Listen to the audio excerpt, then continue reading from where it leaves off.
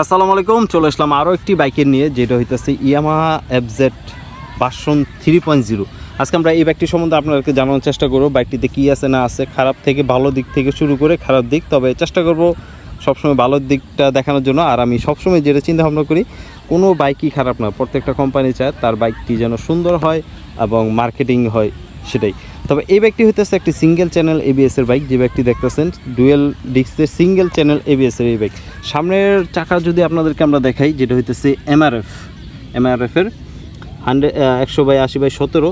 আর পিছনের যদি আমরা চাকাটা দেখি, যেটা হইতেছে এটা হচ্ছে 140/60/17।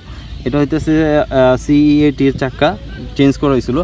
এটা 20,000 চলার পর পিছনের চাকাটা পরিবর্তন করা লাগছে, মানে বাইকটি। আর বাইকটি টোটাল কত কিলোমিটার চলছে সেটাও আমি দেখাইতেছি, তারপর আরও ডিটেলস আপনাদেরকে দেখাবো ইনশাল্লাহ। প্রথমে এখান থেকে শুরু করলাম। এই যে দেখেন মিটার, যে মিটারটা দেখতেছেন, এই বাইকটির এইরকম মিটারটা না দিলেও পারতো, একটা আপডেট করলে পারতো, তবে এটা চলে গেছে। এটার কথা বললে এখন লাভ নাই। টোটাল এখন এটা হইতেছে ট্রিপ 1, ট্রিপ 2, ট্রিপ 3 টাইম, তারপর হইতেছে 21,390 কিলোমিটার টোটাল চলছে, মানে 20,000 চাকা চেঞ্জ প্লাস তার সাথে আরও কিছু চেঞ্জ করা হয়েছে। সেটা হইতেছে এই যে চেইন দেখতেছেন না, চেইনটাও পরিবর্তন করেছে। 20,000 গেলে এমনিতেই চেইন পরিবর্তন করা লাগে, এটা এমন কিছু না। আর এটা হচ্ছে 5 গিয়ারের একটি বাইক, 5 গিয়ারের বাইক। আর এখন আপনাদেরকে আরও কিছু দিক দেখায়, যেটা হচ্ছে খারাপ দিক বলতে এই যে দেখেন টাঙ্কিটা দেখতেছেন, এটা কিন্তু মানে ফাঁক হয়ে গেছে। এটা দেখতেছেন অলরেডি ছুটে জায়গা, যতই চেষ্টা করেন ছুটে জায়গা। আর যদি আপনারা সার্ভিস সেন্টারে যান, হয়তো তারা কিছু একটা ফিডব্যাক দেয়, মানে একটু লাগাটাকে দেয়।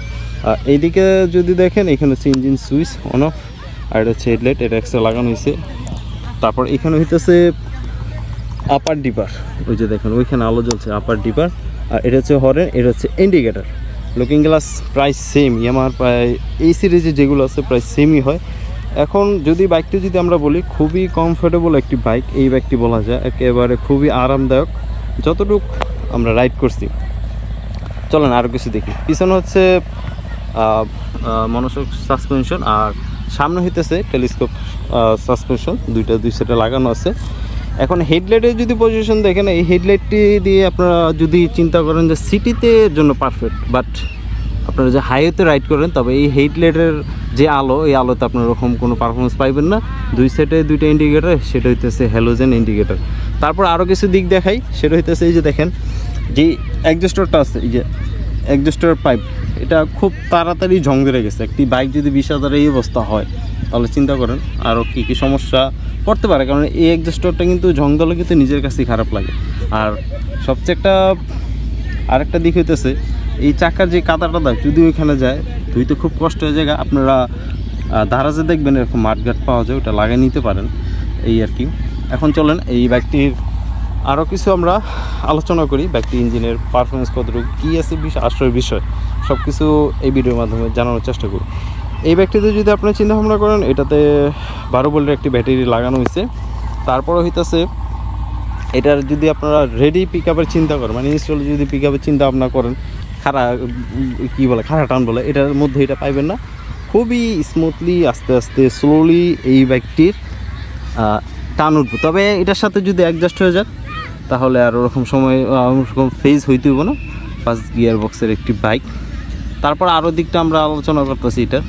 এই বাইকটি থেকে যদি আপনারা ইঞ্জিনের পারফরমেন্সের চিন্তা করেন, সেটা হইতেছে এটা এয়ার কুলের বাইক। মানে এয়ার কুল বলতে যেমন এই বাতাসের মাধ্যমে হিটটা ঠান্ডা হয়, এই আর কি। আর এটার যদি ম্যাক্স পাওয়ার চিন্তা করেন, যেটা হইতেছে 13.2 PS, 8,000 RPM। আর ম্যাক্স টর্ক সেটা হইতেছে 12.8 NA, 6,000 RPM আপনারা পাবেন। আর এটার যেই ইঞ্জিনের যে সিস্টেমটা আছে, সেটা হচ্ছে EFI, মানে FI ভার্সনের এই বাইকটি, যে বাইকটি এখনও দেখাইতেছি। আর এইগুলা কিন্তু যেন হুটহাট স্পিড উঠাইবেন ওরকম না, খুবই ঠান্ডা মাথার বাইক এইগুলা, যেগুলোতে CMR। তবে এটা কিন্তু আপনারা যদি 2025 সালে চিন্তা ভাবনা করেন যে এই বাইকটি আপনারা নিতে পারেন, তবে এটা কিনা হয়েছিল 2019 সালে। 19 সালে তখন করোনার টাইম ছিল, ঠিক ওই টাইমে এই বাইকটি কিনে হয়েছিল 2,30,000 টাকা। তারপরে এটা যে পেপার সহ সব কিছু মিলা এটার খরচ গেছিলো 2.5 লক্ষ টাকার কাছাকাছি। তবে বাট এখন হয়তো বেশি হইতে পারে বা কমও হইতে পারে। আপডেট প্রাইস কিন্তু দাম বাড়ে কমে এমন না যে দাম ঠিক থাকে। আর এখানে যে অ্যাসোসিস এগুলো লাগানো হয়েছে এগুলো সব কিছু নিজস্ব খরচ, এগুলো কোনো ইয়ামা থেকে আপনাদের কোনো সাপোর্ট দিব না। তবে পিছনের মাঠঘাটটা মনে হয় দেওয়া হয়েছিল, যে ঘাটটা আছে এটা দেওয়া হয়েছিল, আর তো তেমন কিছু নাই। আর এটার যে আমরা যতটুকু রাইড করলাম বাইকটি খুবই আরামদায়ক, প্লাস তার সাথে যে ব্রেকিং সিস্টেমটা আছে খুবই চমৎকার ব্রেকিং সিস্টেম পাইছি, মানে ফিডব্যাকটা আমরা ভালো পাইছি। মিটার থেকে শুরু করে সবই দেখালাম, পিছনেও পার্কিং লাইট। আর যে দিকটা এই যে দেখেন এটা হইতেছে একটা বাইকের সবচেয়ে খারাপ দিক লাগে, যখন এই ট্যাঙ্কি ম্যাঙ্কি ফাটামোটা থাকে খুবই খারাপ লাগে। এই বাইকটিতে আপনারা যদি ফ্যামিলি চিন্তা ভাবনা করেন, হ্যাঁ ফ্যামিলি ঘুরতে পারবেন, কোনো কিছুই না। সিটে মোটামুটি ভালোই স্পেস আছে, আর কমফোর্টেবল তো ভালোই পাবেন। তো আমরা ভিডিও প্রায় শেষ পর্যন্ত চলে আসছি। বাইকটির আরও ডিটেলসে কিছু বলি, যেটা হইতেছে এটা ট্যাঙ্কি হইতেছে 12.8 লিটার, আর আপনারা মাইলেজ পাবেন 40 থেকে 45 এর আশেপাশে বাইকটির মাইলেজ পাবেন। খুবই চমৎকার একটি বাইক, আরামদায়ক বলা যায়। আমি বলি না যেন কোনো বাইক খারাপ, প্রত্যেকটা বাইকই সুন্দর হয়, প্রত্যেকটা বাইকই দেখা হয়। তবে বিল্ড কোয়ালিটি যেগুলো আছে এগুলো যদি বলেন ইয়ামাহার কিছু বাইকের, যেমন এটার এই বিল্ড কোয়ালিটিটা খুবই খারাপ করছে, খুবই খারাপ, আমার কাছে অত্যন্ত খারাপ লাগে। এরকম একটা কোম্পানি যদি এরকম বিল্ড কোয়ালিটি করে, যে দেখেন ফাইটটা জায়গা, তারপরে দেখা গেছে একজাস্টর যদি ঝংটং ধরে জায়গা, তাহলে কিন্তু এটা মানে আসলে মানা যায় না যে অবস্থাতে আছে। আর এটার যেই এই একজাস্টর এটা দেখালাম, তারপরে নিচের এইগুলো দেখেন খুবই মানে ফরমান্তিক, এটা অবশ্য আলাদা লাগানো হয়েছিল।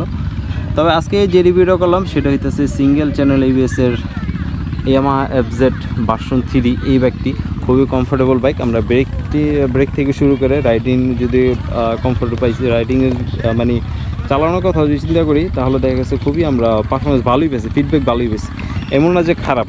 একেবারে গ্যারেমে বসে রিভিউ দিলাম, আশা করি ভালো লাগতে পারে আপনাদের। যথেষ্ট পরিমাণে চেষ্টা করি আমি বাইকের যতটুকু সম্ভব। এটা এমন না যে আমি নতুন দিতেছি, আপনারা চাইলে আরও এটার রিভিউ দেখতে পারবে। আর লুকিং গ্লাস তাদের প্রায় সেমই থাকে, লুকিং গ্লাস এমন না যে পরিবর্তনে এই ক্যাটাগরি লুকিং গ্লাস হয়। তো ইনশাল্লাহ আজকের মতো আমরা ভিডিওটা এখান থেকে শেষ করি। আপনাদের সাথে পরবর্তী যে কোনো আরও বাইক নিয়ে আমি রিভিউ আনার চেষ্টা করবো। জানি না কেমন হয়েছে, তবে আজকের রিভিউটা জানি কেমন যেন লাগতেছে, এই আর কি, একটু ধোকা লাগতেছে। সম্পূর্ণ বাইকটি আমি দেখালাম, বাইকটিতে কী আছে না আছে, কত টাকা খরচ হয়েছিল। এটা কিন্তু 2019 সালে কিনা হয়েছিল, আমি আবারও বলি, নতুন না, 2019 সালে কিনা। 21,900 কত যেন কিলো চলছিল, এই আর কি। তো যাই হোক, আল্লাহ হাফেজ। আমি আসলে ভিডিও শেষ করার পরে কিছু জিনিস মনে হয়। আরেকটা কথা বলি, যেটা হইতেছে আপনারা সবসময় একটা কাজ করেন যে বাইকগুলোকে অন্য জায়গা থেকে সার্ভিস করেন। আসলে এটার যে মেইন সার্ভিস সেন্টার আছে সবচেয়ে ভালো হয় ওইখান থেকে সার্ভিস করবেন। বাইকের যে ইঞ্জিনের যে সাউন্ড থেকে শুরু করে সব কিছু আপনারা ভালো একটা ফিডব্যাক পাবেন। এই যে দেখেন, এটা যদি সাউন্ডটা শোনাই আপনারা নিজেরাই অটো শুনবেন। ও এটা তো সমস্যা, যাই হোক, স্টার্ট নিচ্ছে, এই যে দেখেন কত সুন্দর স্মুথলি সাউন্ড চলতেছে, ইঞ্জিন চলতেছে। 2019 সালের বাইক, এখনও কত স্মুথ একটি সাউন্ড আমরা পাইতেছি। তো যাই হোক, আপনারা সবসময় চিন্তা করবেন যে এই বাইকটি মেইন সার্ভিস পয়েন্ট থেকে সার্ভিস করার জন্য, মানে যে সার্ভিস সেন্টারগুলো আছে ওইখান থেকে সার্ভিস করার জন্য নিজস্ব যেই কোম্পানিগুলো আছে। ভুল ত্রুটি হয়ে থাকলে সকলে ক্ষমা দৃষ্টি দেখবেন। জানি না কোনখান দিয়ে মিসিং করে ফেলাইছি, তবে চেষ্টা করছি সব কিছু তুলে ধরার জন্য। আসলে মানুষ থাকলে একটু রিভিউ দিতে কেমন যেন লাগে, এই জন্য আর কি এই বিষয়টা। আর বাইকটা একজনের কাছ থেকে চাই আমি আনি। তো যাই হোক, ভালো থাকবেন, সুস্থ থাকবেন, নিয়ম থাকবেন। আল্লাহ হাফেজ।